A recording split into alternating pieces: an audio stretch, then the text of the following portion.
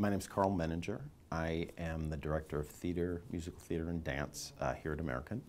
I teach mostly in the theater program.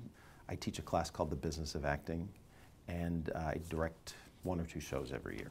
Students get out into the real world and they can practice the craft of acting. They know how to be on stage and to some extent what the basics of auditioning are, but what we don't necessarily teach them is how to have a career as an actor and how to sustain yourself before you go into the real world. I have a writing partner who is a New York actor. Her name is Lori Hamill. We decided to partner to write this book. So she and I have co-written this book. We call it Minding the Edge, and it's really a book for anybody who is starting off on a career as an actor specifically, although I believe that the book could be applied to just about any career endeavor. From the time you're in the kindergarten, you basically are asked to do something. The teacher presents you with a new concept. You're given an exercise. Here's how you implement that concept. We're assessed on how we do that. Just like school, you take a test and then you get assessed and you show a competency long enough and then you move on to the next grade.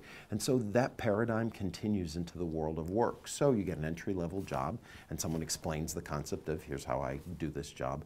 And then you begin to implement that concept, and then you get feedback and you're given a promotion, and then you get new concepts to deal with and new ways to implement them. Success is embedded in fulfillment.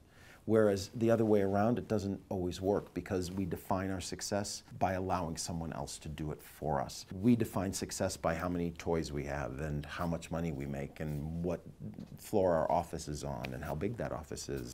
And so there are lots of people in the world who are extremely successful, who do amazing work and who, to the outside, look like they're at the top of their game. But that success can be really hollow if you haven't identified what it is that's fulfilling to you. The book, Minding the Edge, is about maybe heading off a midlife crisis.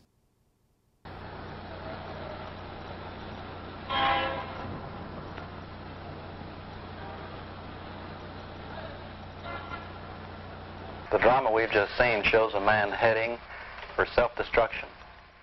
I often meet people who are in their 30s and 40s and they've been doing a job for however long and they feel as though, if I could have done X, or I just am not satisfied in this work anymore.